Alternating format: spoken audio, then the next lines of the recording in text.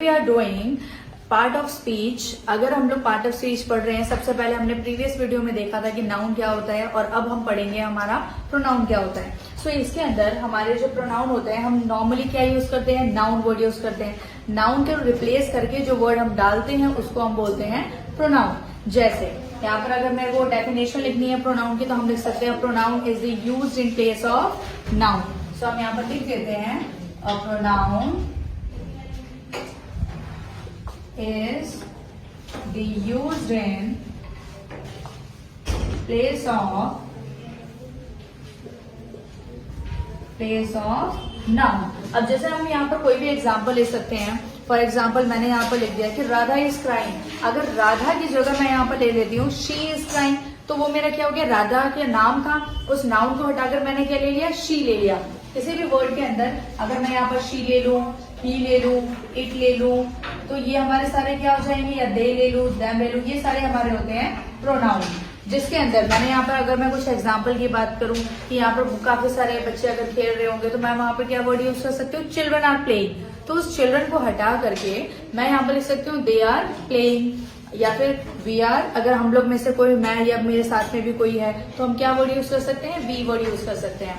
Normally अगर कोई लड़की है तो हम शी यूज कर सकते हैं। तो हियर अब नेक्स्ट हमारा आता है टाइप ऑफ प्रोनाउन, जिसके अंदर personal pronoun, possessive pronoun, demonstrative pronoun, interrogative pronoun and reflexive pronoun, relative pronoun, distributive pronoun and identified which is indefinite यहाँ पर प्रोनाउन है। अब देखो, अब हमारे यहाँ पर सबसे पहले अगर हम देखते हैं कि ये होते क्या है, तो पर्सनल प्रोनाउन का मतलब ये हो जाता है are the pronoun replace name of person और दी थिंग्स। फॉर एग्जाम्पल अगर मैं कोई वर्ड ले लूं, जैसे आई हो गया, यू हो गया, ही हो गया, शी हो गया, दे हो गया, या कुछ एग्जाम्पल अगर हम बात करें, so I am participating in the competition, I am participated in the competition with him, तो उसमें हमारा पर्सनल प्रोनाउन क्या हो जाएगा, आई हो जाएगा।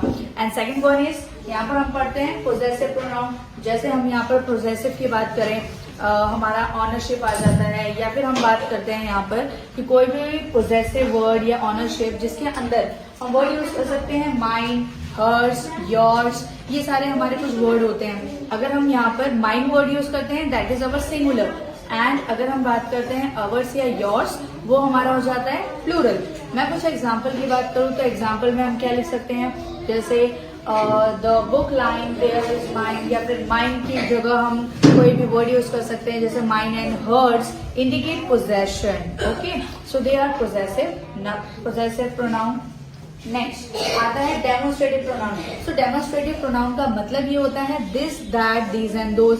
मतलब कि अगर मेरे पास में this and that word use करना है, that is our singular. Plural word use करना है, so these are the our plural word आते हैं, जैसे दीज हो गया, दोज हो गया। अगर मेरे पास में एक पेन है, so this is my marker, right. So हमने क्या वर्ड यूज किया, दिस वर्ड यूज किया।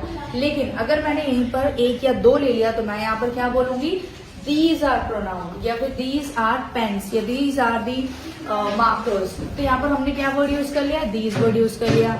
नेक्स्ट आता है इंटेरोगेटिव प्रोनाउन।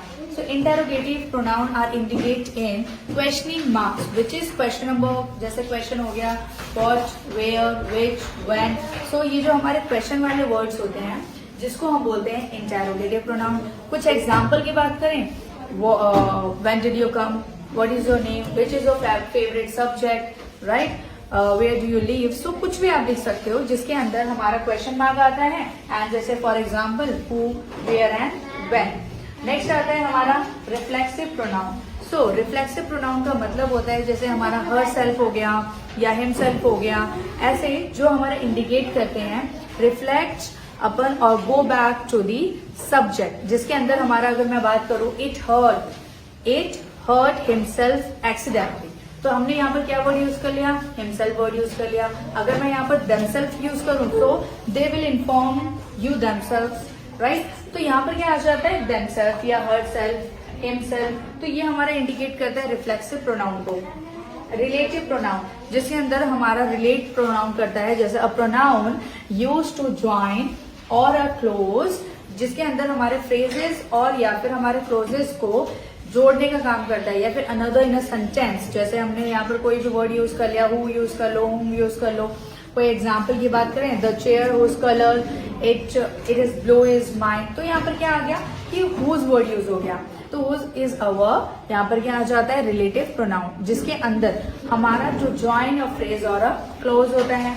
नेक्स्ट आता है हमारा डिस्ट्रीब्यूटिव प्रोनाउन। सो डिस्ट्रीब्यूटिव प्रोनाउन जैसे हमारा ईच हो गया, एवरी हो गया, नेदर हो गया, एदर हो गया, ये सारे हमारे होते हैं डिस्ट्रीब्यूटिव प्रोनाउन। या ईच वर्ड ले लो, ऑल ले लो, जो इंडिकेट करते हैं हमारे distributive denote which is persons or things takes as a single or in a groups, जिसके अंदर हमारा every, each, all, either ये सारी चीजें आप यूज कर सकते हो। अगर मैं कुछ एग्जाम्पल की बात करूं, so all of you have been called now, या फिर अगर मैं कोई भी वर्ड यूज करूं, neither of the pens is writing, या फिर आप कोई भी वर्ड यूज कर सकते हो, each वर्ड करो कि each one of the excellent students, तो कुछ भी आप वर्ड यूज कर सकते हो।